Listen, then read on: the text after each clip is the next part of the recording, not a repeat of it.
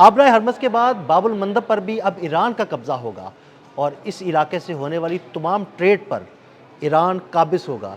ये कब्ज़ा कैसे होगा और यहाँ से होने वाली ट्रेड ईरान कैसे कंट्रोल करेगा? इस सारी सूरत हाल के बारे में आमिर रज़ा से बात करते हैं।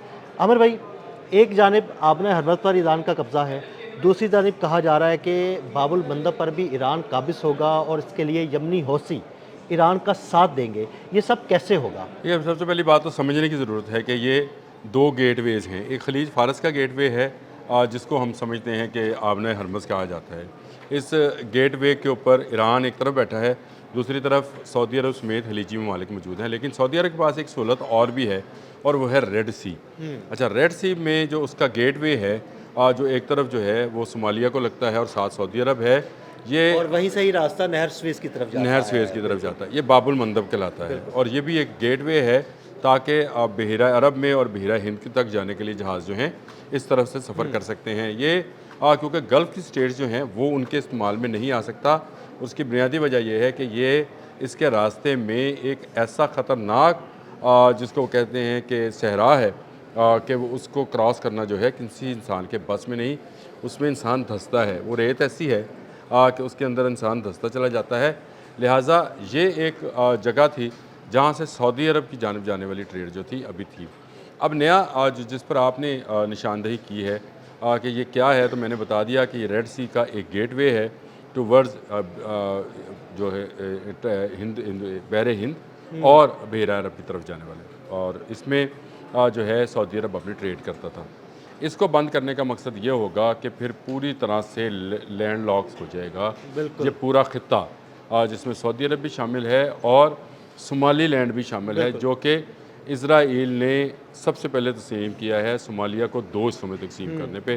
और सोमाली लैंड में आने वाले वक्त में वो अपना एक फ़ौजी अड्डा भी बनाना चाहता है। अब हुआ ये कि ख़बरें ये आना शुरू हुई कि एक तरफ मुज़ाकरात हैं, दूसरी तरफ आपने 80 सेकंड्स जो है फ़ोर्स वो तैयार करना शुरू की और ये फ़ोर्स जो है ये छापामार कार्रवाइयाँ करेगी और इसके अलावा काग जज़ीरे पर कब्ज़ा करेगी।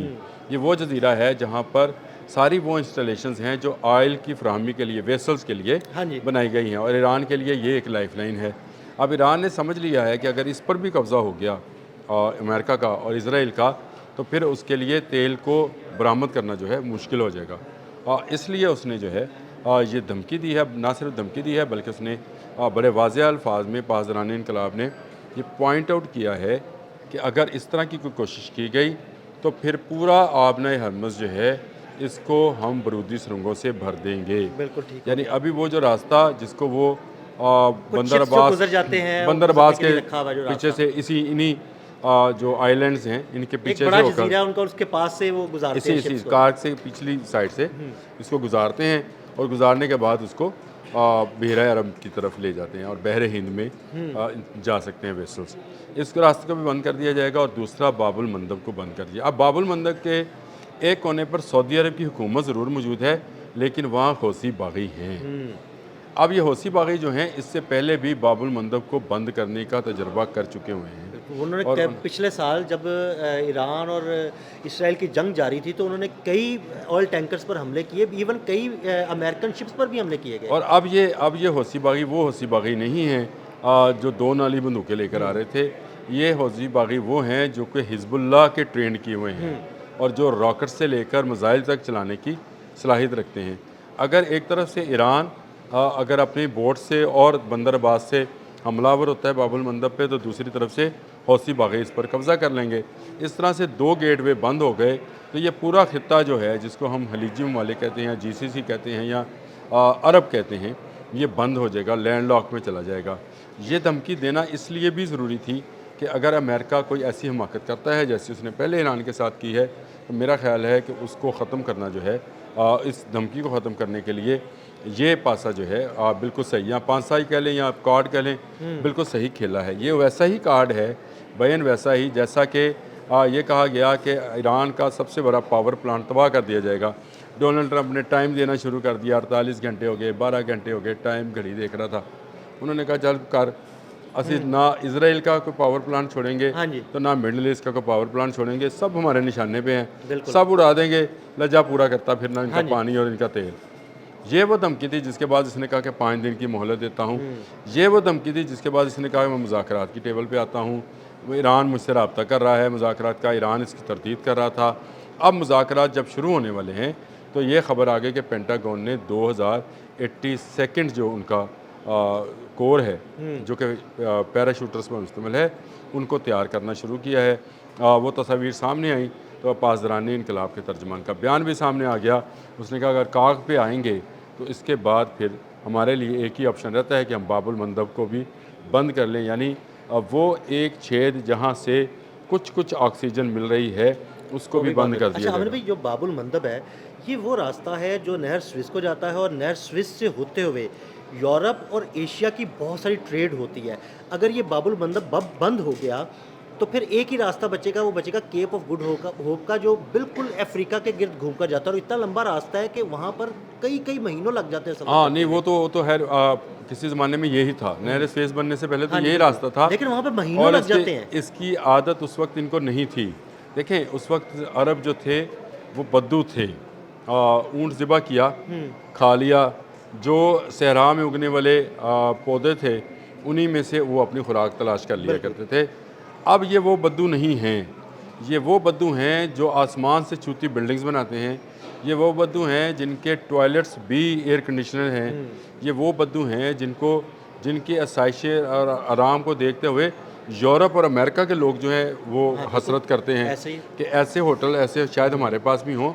अब ये वो मामला नहीं है कि ये केप ऑफ गुड होप, आपने बिल्कुल ठीक नक्शा खींचा है, वो पूरे अफ्रीका से ऊपर से के घूम के चक्कर लगाएंगे, घूम के और फिर जाएंगे वो इस तरफ आएंगे। हाँ जी बिल्कुल, कई महीने लग जाएंगे। कई महीने भी लगेंगे, पैसा भी ज़्यादा पैसा भी लगेगा, ज़्यादा लगेगा। और फिर वो जो ताज़ा सब्जियां खाने के ये आदी हो गए हैं, वो ये सब्जियां भी ताज़ा बासी हो जाएंगी बिल्कुल। ताज़ा मीट खाने के जो आदी हो गए हैं, ये ताज़ा और सबसे ज़रूरी चीज़ जो अद्वियात इनके तक पहुंच जाती हैं, अगर वो महीनों तहीर से पहुंचेंगी, ये जिस तरह आप के देखें ना, आप देखिए एक चीज़ जो 7 दिन में पहुंचती है वहाँ पे, और वही चीज़ अगर उन तक पहुँचे 40 दिन में तो कितना नहीं, फर्क 40 दिन में नहीं, 3 महीने में पहुंचेगी। मतलब 40 दिन, 50 आपने दिन, तो महीना, 2 90 दिन महीने लगेंगे, 90 बिल्कुल। दिन। ये समुद्री सफ़र जो है ये ज़्यादा से ज़्यादा, ये जो बड़े वेसल्स हैं ये 20-25 नॉटिकल माइल के साथ सफ़र करते हैं। बहुत स्लो स्पीड बहुत स्लो होती है। स्पीड होती है इनकी। ये कोई बोट तो है नहीं जिसको वो घुमा कर ले जाएंगे। नक्शे में यही लगता है कि ये घूम के चला जाएगा। जैसे नक्शे में अगर आप बाबुल मंदब को देखें तो आपको लगता है कि ये दरवाज़ा जो है ये तो बस सामने बहरा अहमर है और इसके इस तरफ सऊदी अरब है, सोमालीलैंड है, और यहाँ से गुजर के ये बहरा हिंद में दाखिल हो जाएगा। ये इतना आसान नहीं, ये समंदर हैं और इन समुंदरों का सफ़र इतना आसान नहीं है। बाबुल मंदब पर अगर हौसे कब्ज़ा कर लेते हैं और ईरान उसका कब्ज़ा करा देगा, मैं आपको बता दूँ अमेरिका के लिए ये एक और परेशान कुन बात होगी। और ये परेशानी जो है ये सिर्फ अमेरिका के लिए नहीं, आपने बिल्कुल सही इसका नक्शा खींच दिया कि इसमें जो नहर स्वेज़ है वो बंद होगी, यानी मिस्र की पूरी ट्रेड बंद हो जाएगी। इसराइल और मिस्र को जो भी चीज़ें जाती आती हैं वो बंद हो गई। यूरोप के तक जो चीज़ें यहाँ से वहाँ जाती हैं और वहाँ से यहाँ आती हैं, जिस लाइफस्टाइल का मैंने जिक्र किया अरबों को जिसकी आदत है, वो भी ख़त्म हो जाएगी। तो ये 2 गेटवे के ऊपर दोनों पर ईरान का कब्ज़ा हो जाएगा। फिर अगर आपने हुर्मुज़ से गुजरना चाहेंगे तो ईरान को टैक्स देंगे, और अगर बाबुल मंदब से गुजरना चाहेंगे तो ईरान को टैक्स देंगे। देखिए ईरान का इस जंग में जीत ही जीत लिखी है, क्योंकि वो ऐसे गेटवेज़ के ऊपर बैठा हुआ है जो दुनिया की, आप उसको समझ लें कि दुनिया की शारग है या नब्ज़ है, जो उसको कह लें, वो ज़रा सा उसको दबाता है और फिर चीखें शुरू हो जाती हैं। बिल्कुल। अमेरिका को ईरान की शराइत पर आना पड़ेगा, ईरान अमेरिका की शराइत पर अब नहीं आएगा। बाबुल मंदब वाली धमकी जो है इन्हीं मुज़ाकरात को के कामयाब इनकाद के लिए, मैं ये समझता हूँ ईरान ने ये धमकी दी है तो इसका मतलब ये है कि वो कामयाब मुज़ाकरात करना चाहता है, कुछ लो की बुनियाद पर बात करना चाहता है, और ये बात होती है तो उसके बाद आपको पता है कि दुनिया में अमन भी होगा, ट्रेड दोबारा बहाल हो जाएगी, आपने हरमुज़ खुल जाएगी, ये बारूदी सुनगे जो हैं उनको डीप डाउन कर दिया जाएगा, यानी उनको बंद कर दिया जाएगा। लेकिन अगर कोई ऐसी हमाकत की, कोई पैराशूटर और उतारने की कोशिश की गई तो बड़ी बुरी तरह से पेश आएंगे। मैंने कल भी इस पर बात की थी कि ये जो 3000 पैराशूटर्स ये मिडिल ईस्ट में लेके आ रहे हैं, ये उतर भी जाएंगे और कब्ज़ा भी कर लेंगे, लेकिन उसके बाद ज़िंदा वापस नहीं जाएंगे। कि 3000 तबूत भी इनको चाहिए कि जलालाबाद फोर्ट या अब्राहम लिंकन के किसी वहाँ पर जहाज़ तैयार पर करके रख लें। रख लें, क्योंकि ईरान जो इसको प्लान कर चुका है वो बड़ा खौफनाक प्लान है और इसके तहत उतरने वाले जो हैं वो शुरू में यही समझा जाएगा कि अमेरिका का कब्ज़ा हो गया, लेकिन जब लाशें उठना शुरू होंगी तो अमेरिका और डोनाल्ड ट्रंप की और नेतन्याहू की चीखें निकलेंगी। अभी भी चीखें निकल रही हैं, अभी भी इनका जो है इस कंट्रोल नहीं है इस जंग के ऊपर। इस जंग पर इस वक्त तक मुकम्मल कंट्रोल ईरान का है। बहुत शुक्रिया आमिर भाई, मज़ीद अपडेट्स के लिए हमें फॉलो करते रहें। अदील अहमद और आमिर रज़ा को इजाज़त दीजिएगा। अल्लाह हाफ़िज़।